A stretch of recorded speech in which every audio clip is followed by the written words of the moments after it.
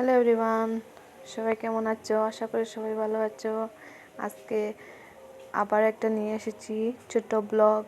তো এই যে দেখো আমার বাবা কী করছেন, খড় তুষ দিয়ে আগুন জ্বালাচ্ছেন, মানে ধোয়া ধোয়া করবেন।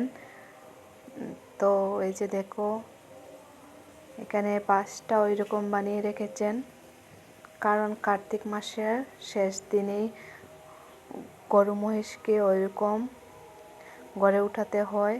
তো দুপুরবেলায় গরু মহিষকে স্নান করিয়ে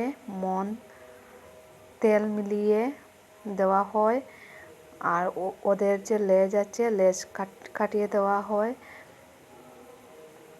মানে লেজ টেজ কাটিয়ে স্নান করিয়ে তেল মাখিয়ে রাখা হয়। আর সন্ধেবেলায় ওই রকম করে আর একটু আরতি করে দান দুব্বা দিয়ে আশীর্বাদ করে ওদেরকে ঘরে উঠানো হয়।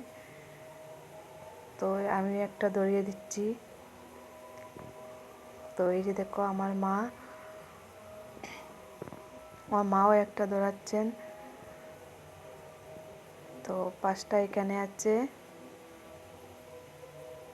আর এই যে সন্ধ্যায় উঠাতে হবে, তো এই যে প্রদীপ দান দুব্বা নিয়ে আর এই পাখাটা দিয়ে জল ছিটিয়ে ওদেরকে এই যে দেখো এরকম করতে হয়। তো আজকে গরু মহিষের দিন, রাখাল পূজার দিন, কার্তিক পূজার দিন।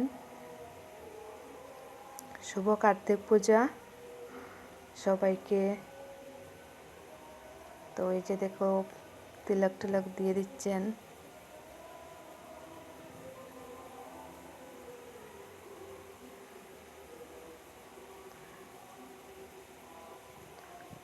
তো এইরকম কাদের কাদের ঘরে এরকম হয় কমেন্ট করে বলবে। আমাদের গ্রামে তো এরকম হয়।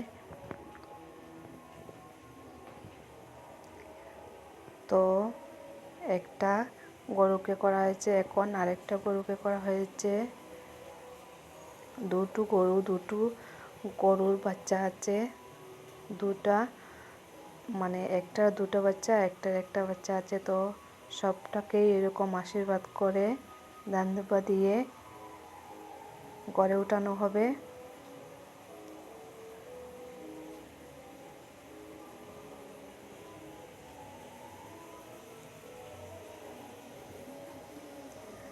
ভিডিওটা কীরকম লাগলো কমেন্ট করে জানাবেন। লাইক কমেন্ট শেয়ার করে দেবেন, সাথে সাথে আমার চ্যানেলটা সাবস্ক্রাইব করে দেবে।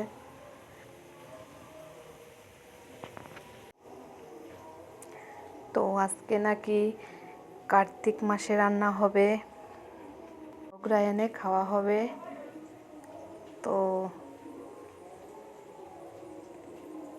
কে কে রান্না করে রাখবেন কমেন্ট করে বলবেন কি কি রান্না করবেন।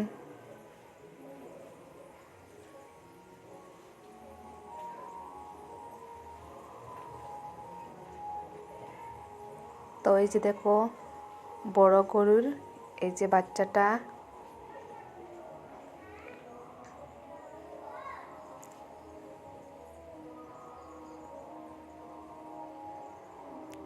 এই যে দেখো কিউট বাচ্চা,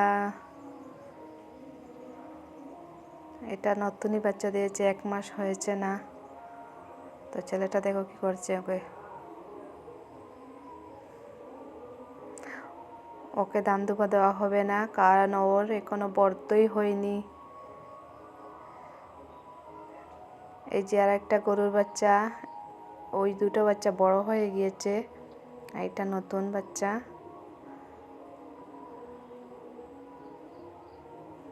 তো এই যে এইরকম ধোয়া দিয়ে দিয়ে, মানে ধোয়াটা ওদের উপরে লাগবে, তারপরে ওদেরকে ঘরে উঠানো হবে।